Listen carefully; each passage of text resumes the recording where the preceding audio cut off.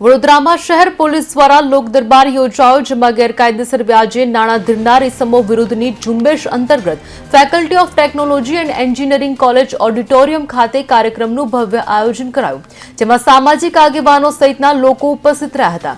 લોક દરબારમાં police commissioner સહિતના મહાનુભાવોએ જરૂરી માર્ગદર્શન પૂરું પાડ્યું.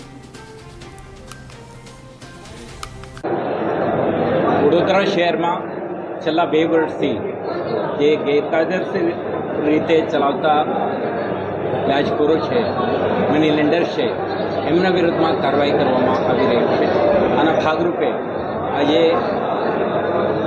ત્યાં એક સમગ્ર શહેર માટે જનજાગૃતિ, બેન્કર્સ અને એમના રૂરલ બેન્કિંગ ઓફિસરો સાથેની ઇન્ટરેક્શન અને સાથે પોલીસ અધિકારીઓના હેલ્પ ડેસ્ક સાથેનો એક કાર્યક્રમ આપણે યોજ્યો છે.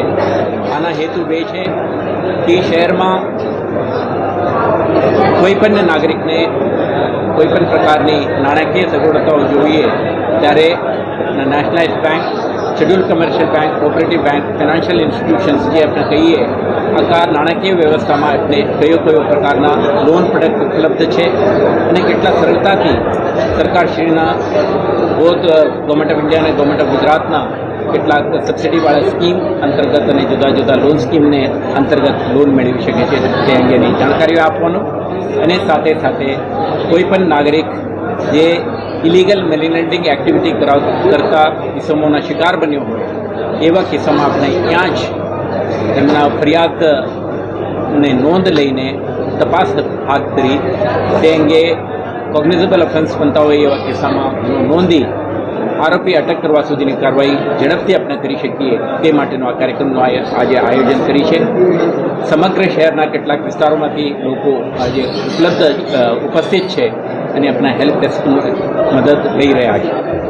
આપણે શહેરજનોને આપણે અપીલ કરવા માંગીએ છીએ, આ કાર્યક્રમમાં લિમિટેડ અટેન્ડન્સ હોય, પરંતુ શહેરના તમામ લોકો આ અંગે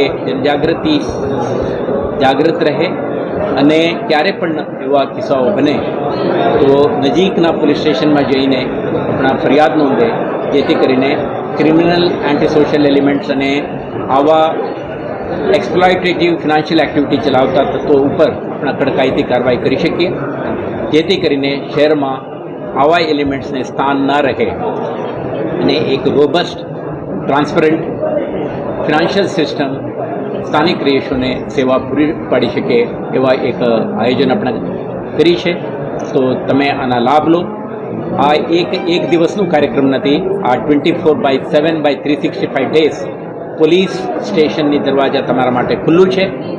ક્યારે પણ એવું કિસ્સા બને પોલીસને અપ્રોચ કરો અને આવા એલિમેન્ટ્સને આપણે ટાર્ગેટ કરવા માટે કાયદેસર કાર્યવાહી કરવા માટે આપણે મદદરૂપ થાવ એવો અપીલ કરું. આભાર. ખાસ કરીને વાત કરીએ તો જે નામચીન ગેંગસ્ટરો હતા પહેલાં તે પણ આવા બધા પ્રવૃત્તિમાં જોડાયેલા છે, તે લોકો પર વ્યાજે ધિરાણ આપે છે. તાજેતરમાં કિસ્સો જે અત્યારે જોવા મળ્યો છે, ફ્રૂટના વેપારીને આપવામાં આવે છે. કલ્પેશ કાચિયા નામનો વ્યક્તિ છે, તેના માટે શોધખોળ ચાલે છે. આપણે વર્ષ 2024માં અત્યાર સુધી 14 ક્રિમિનલ કેસો આપણે નોંધી છે, 30 જેટલા આરોપીને આપણે અટક કરી છે અને કેટલાક નજીકના ઇતિહાસમાં બનેલ ઘટના અંગે નવાપુર પોલીસ સ્ટેશનમાં FIR દાખલ છે અને ઇન્વેસ્ટિગેશન ચાલી રહ્યું છે. આમાં જે કંઈ એલિમેન્ટ સંડોવાયેલા હોય એમના વિરુદ્ધમાં કડક કાર્યવાહી થશે અને અત્યારે ઇન્વેસ્ટિગેશન એક ટ્રાન્સપરન્ટ પ્રોફેશનલ તરીકેથી પોલીસ વિભાગ દ્વારા થઈ રહ્યું છે.